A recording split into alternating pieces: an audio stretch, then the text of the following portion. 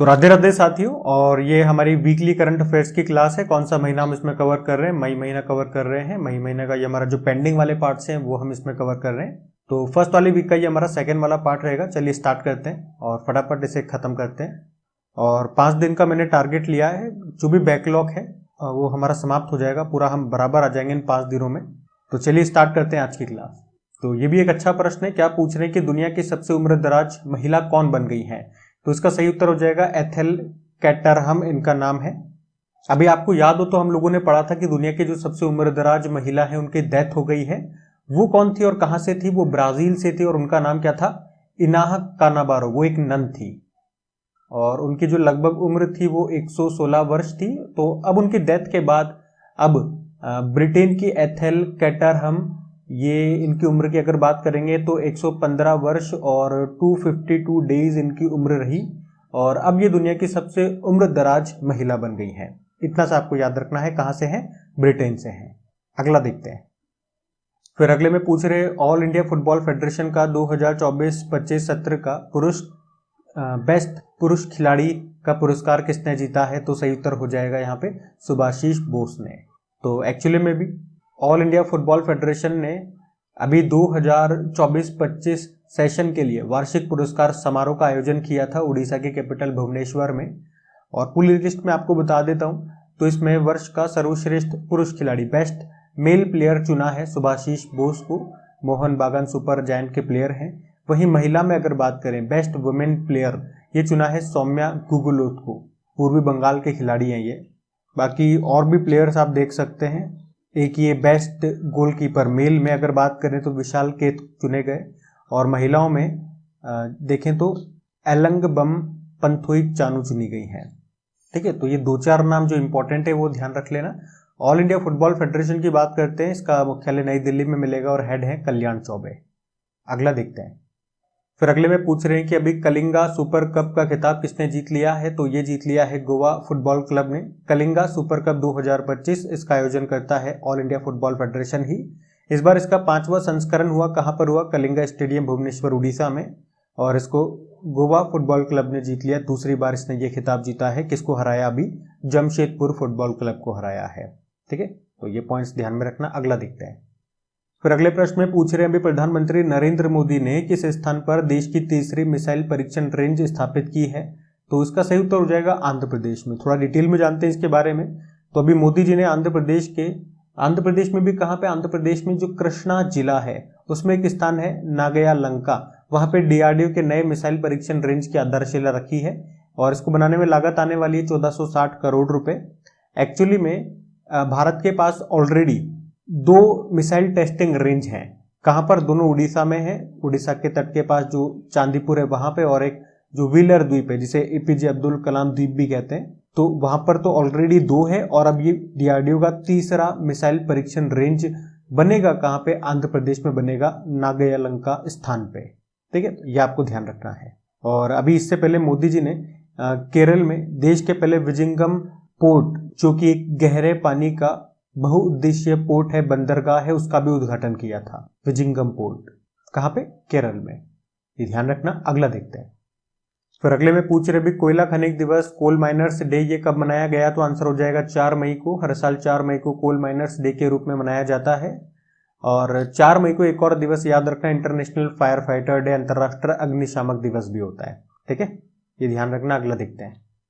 फिर अगले में पूछ रहे कि दुनिया की 5वीं सबसे ऊंची चोटी माउंट मैकालू पर चढ़ाई करने वाली दुनिया की पहली सेंट्रल आर्म्ड पुलिस फोर्स कौन सी बन गई है? तो आंसर हो जाएगा आईटीबीपी। अच्छा, पहले तो हम बात कर लें ये जो माउंट मैकालू है ये कहां पर है? तो ये आपको मिलेगी नेपाल में। ये दुनिया की 5वीं सबसे ऊंची चोटी है जिसकी ऊंचाई की अगर बात करें तो 8485 मीटर इसकी ऊंचाई है। और अभी आईटीबीपी ने इस पर चढ़ाई करके इतिहास रच दिया। अभी आईटीबीपी के जवानों ने माउंट मैकालू पर तिरंगा लहराया और 150 किलोग्राम नॉन बायोडिग्रेडेबल कचरा भी इकट्ठा किया। और इस तरह से आईटीबीपी ने कहा कि यह दुनिया का पहला सेंट्रल आर्म्ड पुलिस फोर्स है जिसने माउंट मैकालू पर चढ़ाई की है। आईटीबीपी की बात करें, स्थापना होती है 24 अक्टूबर 1962, नई दिल्ली में मुख्यालय हो गया। डायरेक्टर जनरल है राहुल रजगोत्रा। मोटो होता है शौर्य, दृष्टा, कर्मनिष्ठा। ठीक है, ये ध्यान रखना। अगला देखते हैं। फिर अगले में पूछ रहे हैं योग महोत्सव 2025 का आयोजन ये कहाँ पे किया जाएगा, तो ये इस बार नासिक में किया जाएगा। आपको पता है योग दिवस कब होता है, 21 जून को होता है, तो 21 जून 2025 को जो योग महोत्सव का आयोजन होगा ये याद रखना, ये नासिक में इसका आयोजन किया जाएगा। और थीम ऑलरेडी हम पढ़ चुके हैं, ये पहले से ही डिसाइड हो चुकी है, yoga for one earth one health इसकी थीम है, ये ध्यान रखना। अगला देखते हैं। फिर अगले में पूछ रहे हैं पोर्टल से संबंधित प्रश्न है कि डिपो दर्पण पोर्टल को अभी किसने लॉन्च किया है, तो इसको लॉन्च किया है उपभोक्ता मामले, खाद्य एवं सार्वजनिक वितरण मंत्रालय ने, ministry of consumer affairs, food and public distribution ministry ने इसको लॉन्च किया है। अच्छा, वैसे इसके मंत्री कौन है, इस मंत्रालय के मंत्री कौन है, याद रखना प्रहलाद जोशी है। और अभी उन्होंने ही खाद्य भंडार डिपो की रियल टाइम निगरानी के लिए ये डिपो दर्पण नाम से एक पोर्टल और एक मोबाइल एप्लीकेशन को लॉन्च किया है। उद्देश्य क्या है, डिपो के डिजिटलीकरण, आधुनिकीकरण, दक्षता, पारदर्शिता और खाद्य सुरक्षा को बढ़ावा देना। ठीक है, तो याद रखना कौन सा पोर्टल है, किस मंत्रालय ने लॉन्च किया है। अगला देखते हैं। फिर अगले में पूछ रहे हैं अभी चर्चा में रही एल्डियाज न्यू स्टोरी नामक डॉक्यूमेंट्री का संबंध किससे है, तो सही उत्तर हो जाएगा पॉप फ्रांसिस। पॉप फ्रांसिस आप जानते हो, पहले तो ये डॉक्यूमेंट्री का नाम याद रखना भाई, है ना, एल्डियाज न्यू स्टोरी हो गया। अब ये जो डॉक्यूमेंट्री है किस पर आधारित है, पॉप फ्रांसिस पे, और इसे बना कौन रहे हैं ये भी याद रखना, मार्टिन स्कॉर्सेस। आपको याद होगा पॉप फ्रांसिस, अभी इनका निधन हो गया था और उन्हीं पर ये डॉक्यूमेंट्री बनाई जा रही है। वैसे अभी नए हमारे पॉप भी बन चुके हैं, उनके बारे में आपको बताऊंगा। अगर आपको पता है उनका नाम क्या है तो बताइए फटाफट से कमेंट करके, बाकी इनके बारे में आपको आगे बताता हूँ। ठीक है, तो अभी अगले प्रश्न की ओर बढ़ते हैं। फिर अगला प्रश्न भी अच्छा है कि अभी हाल ही में 2025-26 के लिए प्राक्कलन समिति एस्टिमेट कमेटी का अध्यक्ष किसे बनाया गया है, सही उत्तर हो जाएगा संजय जायसवाल को बनाया गया है। इसके बारे में जानते हैं। अभी लोकसभा अध्यक्ष कौन है, ओम बिरला, और अभी उन्होंने ही भाजपा सांसद संजय जायसवाल को 2025-26 के लिए प्राक्कलन समिति का प्रमुख नियुक्त किया है। प्राक्कलन समिति इसमें सदस्य होते हैं 30, ये सभी लोकसभा से होते हैं 30 के 30, और इसमें जो अभी हेड बनाए गए हैं वो संजय जायसवाल बनाए गए हैं। प्राक्कलन समिति की बात कर लें, एस्टिमेट कमेटी जिसे आप अंग्रेजी में बोलते हो, स्वतंत्रता के बाद पहली जो प्राक्कलन समिति है 1950 में स्थापित की गई थी, और इसकी जो स्थापना है तत्कालीन जो वित्त मंत्री थे जॉन मथाई, उनकी सिफारिश पर की गई थी। ये भी बात याद रखना। इसका काम क्या होता है, बजट में शामिल अनुमानों की जांच करना, मतलब सरकार कितना पैसा किसी काम पे खर्च कर रही है, उतना पैसा खर्च करना चाहिए या नहीं करना चाहिए, यही इसका काम होता है। अच्छा, इसके अलावा एक और अपॉइंटमेंट हुआ है, भाजपा सांसद बैजयंत पांडा, इनको सार्वजनिक उपक्रमों की समिति का अध्यक्ष बनाया गया है। इस समिति में 22 सदस्य हैं, 15 लोकसभा से और 7 राज्यसभा से, मतलब गवर्नमेंट के जो पब्लिक सेक्टर यूनिट्स होते हैं, पीएसयू होते हैं, उनके लिए ये कमेटी होती है। उसके अध्यक्ष बैजयंत पांडा बने हैं। ठीक है, तो दोनों याद रखना, प्राक्कलन समिति भी मैंने आपको बता दिया और सार्वजनिक उपक्रमों की समिति के अध्यक्ष भी बता दिया। अगला प्रश्न देखते हैं। फिर अगले प्रश्न में पूछ रहे हैं कि एंथनी अल्बनीज ये दूसरी बार किस देश के प्रधानमंत्री चुने गए, तो आपको पता ही ऑस्ट्रेलिया के प्रधानमंत्री हैं एंथनी अल्बनीज। अभी फिर से इनको प्रधानमंत्री वहां का चुना गया है, और आप कह सकते हो पिछले 21 सालों में पहली बार प्रधानमंत्री ये ऐसे बने हैं जिन्हें लगातार दूसरी बार यहाँ का प्रधानमंत्री बनाया गया है। ठीक है, तो इनका नाम याद रखना। और ऑस्ट्रेलिया एक बार मैप में मैं आपको दिखा देता हूँ, ये रहा मैप में ऑस्ट्रेलिया। कैपिटल कैनबेरा होती है, करेंसी ऑस्ट्रेलियन डॉलर, प्रधानमंत्री एंथनी अल्बनीज हो गए। ग्रेट बैरियर रीफ ये आपको ऑस्ट्रेलिया में मिलेगी, ये यहाँ पर ये ग्रेट बैरियर रीफ स्थित है। फिर अगले में पूछ रहे हैं कि भैया भारत को हॉक आई 360 तकनीक बेचने की मंजूरी किसने दे दी है, मतलब कौन बेच रहा है ये भारत को टेक्निक, तो नाम है इसका अमेरिका। अमेरिका हमें ये टेक्निक बेच रहा है। अमेरिका ने भारत को अभी हॉक आई 360 तकनीक बेचने की मंजूरी दे दी है। ये तकनीक निगरानी और सुरक्षा के लिए है, इससे भारत हिंद प्रशांत क्षेत्र में अपनी स्थिति मजबूत कर सकेगा। ये जो हॉक आई 360 तकनीक है ये पृथ्वी की निचली कक्षा में स्थित उपग्रहों का उपयोग करती है। ठीक है, तो ये याद रखना। अगला देखते हैं। फिर अगले में पूछ रहे हैं भाई डीआरडीओ ने स्ट्रेटोस्फेरिक एयरशिप का भी पहला सफल परीक्षण किया, कहां पर किया, तो आंसर हो जाएगा मध्य प्रदेश में। तो अभी डीआरडीओ ने मध्य प्रदेश के श्योपुर में स्ट्रेटोस्फेयर एयरशिप प्लेटफॉर्म का पहला सफल परीक्षण किया है। ये एयरशिप डीआरडीओ की आगरा स्थित aerial delivery research and development establishment के द्वारा विकसित किया गया है। इस टेस्टिंग में एयरशिप को 17 किलोमीटर की ऊंचाई पर उपकरणीय पेलोड के साथ लॉन्च किया गया था, और इसने लगभग 22 मिनट तक उड़ान भरी और बाद में टीम ने इसे रिकवर कर लिया। ठीक है, तो ये स्ट्रेटोस्फेयर एयरशिप प्लेटफॉर्म है, इसकी अभी पहली टेस्टिंग की गई है मध्य प्रदेश के शिवपुर में। किसने की है? डीआरडीओ ने, याद रखना। अगला देखते हैं। फिर अगले में पूछ रहे हैं कि देश की पहली ट्रांस मीडिया एंटरटेनमेंट सिटी ये कौन सी बनेगी? तो आंसर हो जाएगा अमरावती। अमरावती कौन सी? जो आंध्र प्रदेश की capital.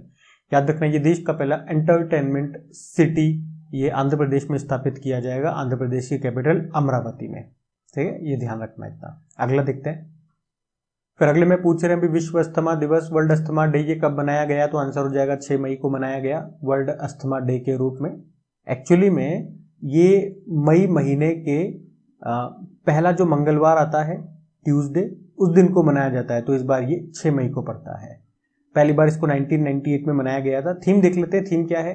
Make inhaled treatment accessible for all, यानी कि सांस द्वारा ली जाने वाली दवाओं को सभी के लिए सुलभ बनाना। ठीक है, अगला देखते हैं। अगला देखो, लॉरेंस वोंग ये कहाँ के प्रधानमंत्री बने हैं? तो ये सिंगापुर के प्रधानमंत्री हैं और ये फिर से इन्होंने यहाँ पे जो चुनाव हुआ प्रधानमंत्री पद का, उसको फिर से इन्होंने जीत लिया है। इनकी पार्टी का नाम क्या है? People's action party. ठीक है, तो पीपुल एक्शन पार्टी के हैं ये, क्या नाम है? लॉरेंस वोंग, और सिंगापुर के फिर से ये प्रधानमंत्री बन गए। सिंगापुर एक बार मैं आपको ले चलता हूँ। ये तो हमारा प्यारा भारत हो गया और यहाँ पे आपको सिंगापुर दिख जाएगा। कैपिटल सिंगापुर, सिटी होती सिंगापुर, डॉलर यहाँ की करेंसी हो गई है। थर्मन शनमुगरत्नम यहाँ के प्रेसिडेंट हो गए और प्रधानमंत्री है लॉरेंस वोंग, सिंगापुर के चौथे प्रधानमंत्री। अगला देखते हैं। फिर अगले में पूछ रहे हैं अभी एनडीएफसी यानी कि राष्ट्रीय फिल्म विकास निगम का प्रबंध निदेशक, मैनेजिंग डायरेक्टर अभी किसे बनाया गया है? इंग्लिश में बोलोगे तो नेशनल फिल्म डेवलपमेंट कॉर्पोरेशन का मैनेजिंग डायरेक्टर पूछ रहे हैं। तो सही उत्तर हो जाएगा प्रकाश मगदुम को।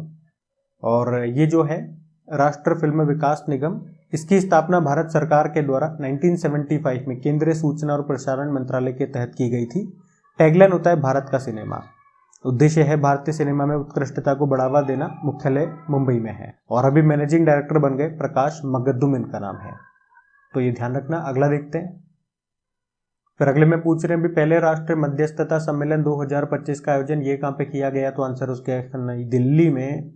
तो राष्ट्रीय मध्यस्थता सम्मेलन की हम बात कर रहे हैं और ये पहली बार हुआ है, याद रखना। कहाँ पर हुआ? नई दिल्ली में हुआ और इसमें राष्ट्रपति द्रौपदी मुर्मू जी ने भी हिस्सा लिया और इसी सम्मेलन के दौरान भारतीय मध्यस्थता संघ की भी स्थापना की गई। इसका उद्देश्य क्या है? विवादों का समाधान के लिए मध्यस्थता को एक प्राथमिक, संगठित और सुलभ विकल्प के रूप में स्थापित करना। ठीक है, अंग्रेजी में बोलेंगे नेशनल मीडिएशन कॉन्फ्रेंस 2025। कहां पर हुआ? नई दिल्ली में, याद रखना। अगला देखते हैं। फिर अगले में पूछ रहे हैं वर्ल्ड हेल्थ ऑर्गेनाइजेशन ने आयु अनुकूल शहर के रूप में किसे मान्यता दी है? तो इसका सही उत्तर हो जाएगा कोझिकोड को। तो अभी वर्ल्ड हेल्थ ऑर्गेनाइजेशन ने केरल के कोझिकोड शहर को ओल्ड एज फ्रेंडली सिटी के रूप में मान्यता दी है। इसका क्या मतलब हो गया कि यहाँ पर बुजुर्ग व्यक्तियों के स्वास्थ्य पर, उनके कल्याण पर ध्यान दिया जाता है। मतलब उन्हें ऐसे ही नहीं छोड़ दिया जाता कि अब ये किसी काम की नहीं है तो छोड़ो, नहीं, उन पर पूरा ध्यान दिया जाता है। उन्हें सम्मान दिया जाता है, सम्मानजनक जीवन जीने का पूरा अधिकार उन्हें है और इसी तरह का वहाँ पे शहरी वातावरण बनाकर रखते हैं। और इससे पहले भी कोच्चि शहर को ये मान्यता दी जा चुकी है। अच्छा, कोझिकोड से 2 पॉइंट आपको और बताता हूँ। अभी यूनेस्को ने कोझिकोड को भारत का पहला साहित्य का शहर घोषित किया था, ये याद रखना।